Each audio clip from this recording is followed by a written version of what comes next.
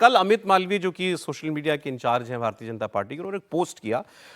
वो उसमें खुलकर कह रहे हैं कि अरविंद केजरीवाल के बाद अब ममता बनर्जी को बीजेपी के नाम से घबराहट होने लग गई है, कि उनको अब लगता है कि अब अगला नंबर मेरा। 2011 में मुख्यमंत्री बन गई थी, 10 दिन अभी वहां रहकर के आए हैं संघ प्रमुख। कल हमने आपको उनकी बात भी सुनवाई थी। अच्छा, उसका कुछ डेटा दे रहे हैं, वो डेटा इंटरेस्टिंग है, बात करने लायक है। उन्होंने कहा कि ममता बनर्जी जब पहली बार 2011 में मुख्यमंत्री बनी थी, उनको 154 सीटें आई थी। आप जानते हैं उससे पिछले चुनाव में उनको कितनी सीटें आई थी? 30। एक चुनाव में उन्होंने 30 से 154 कर ली अपनी सीटें और वोट शेयर लगभग 40% कर लिया। तो उन्होंने कहा ये काम भाजपा क्यों नहीं कर सकती? हम 3 सीट से 77 सीट पर पहुंच गए, 38.5% पर अभी हमारा वोट शेयर खड़ा है।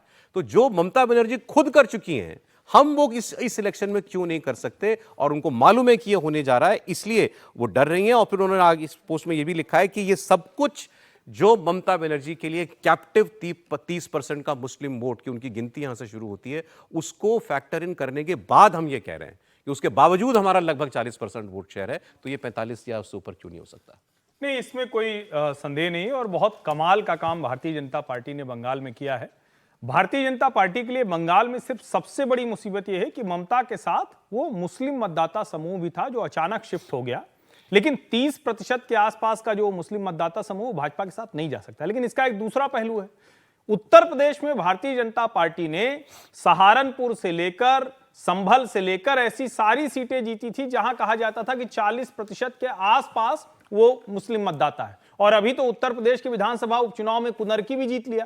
तो ऐसा नहीं कि भाजपा वो चमत्कार नहीं कर सकती। अभी हम दिल्ली में मुस्तफाबाद हमने देखा, मोहन सिंह बिष्ट ने जीत लिया। तो भाजपा को वो रणनीति बनानी। और देखिए एक चीज तो है, ममता परेशान तो बुरी तरह से है। सरस्वती पूजा पंडालों पर टीएमसी नेता हमले कर रहे हैं, ऐसा आरोप लगाया शुभेंदु अधिकारी ने। स्थगन प्रस्ताव लेकर आए, प्रस्ताव पढ़ने के बाद विधानसभा अध्यक्ष ने उनको इजाजत नहीं दी और शुभेंदु अधिकारी, अग्निमित्रा पॉल और 2 और विधायकों को 30 दिन के लिए निलंबित कर दिया। हाँ। 8 महीने कुल अभी तक सदन से बाहर किया जा चुका है शुभेंदु अधिकारी को। तो ममता को डर भी लगता होगा और बुरा भी लगता होगा, खींच होती होगी, क्योंकि नंदीग्राम में जिस तरह से शुभेंदु ने ममता को हराया है वो उनके लिए चिंता की बात। लेकिन एक फर्क है, देखिए दिल्ली से कंपैरिजन बंगाल का हो रहा है। दिल्ली में बीजेपी ने कोई हिंदुत्व का एजेंडा नहीं चलाया पूरे चुनाव में, लोकल गवर्नेंस पर, लोकल इश्यूज पर चुनाव लड़ा है। तो बंगाल में लेकिन क्या फैक्टर अप रहेगा?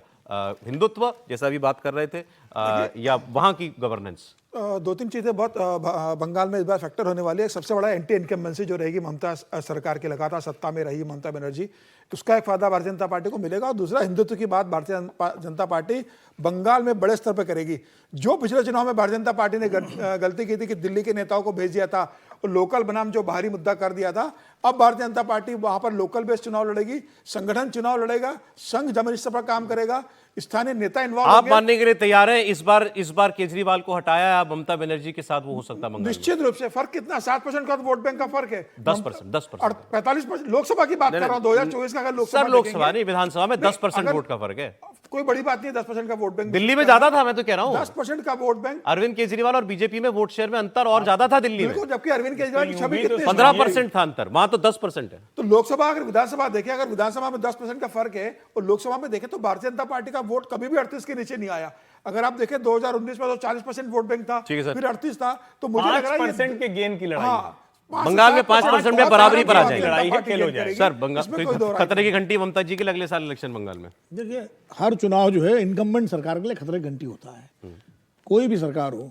लेकिन ये निर्भर करता है मुख्यमंत्री पर और सरकार पर, कैसे उस खतरे की घंटी को अपने लिए हरी झंडी बदले। हेमंत सोरेन के लिए भी खतरे की घंटी थी, लेकिन उन्होंने हरी झंडी बदल लिया। अरविंद केजरीवाल नहीं बदल पाए, उन्होंने कोशिश तो बहुत की।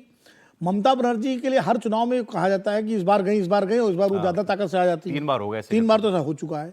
उसका कारण है ममता बनर्जी का जो कनेक्ट है लोगों से, वो बना हुआ है। अरविंद केजरीवाल का कनेक्ट टूट गया था। अरविंद केजरीवाल शीश महल में रहने लगे थे, जो सबसे बड़ी उनकी यूएसपी थी एक साधारण आदमी की, वो उन्होंने वही उनके लिए नुकसानदेह हुई। ममता बनर्जी के साथ ये है कि जो उनकी यूएसपी है वो उसमें कोई चोट नहीं पहुंची है। वो आम आदमी के साथ आज भी उसी तरह चप्पल पहन करके और दिल्ली से तुलना सीधी करना अभी इसलिए जल्दबाजी है।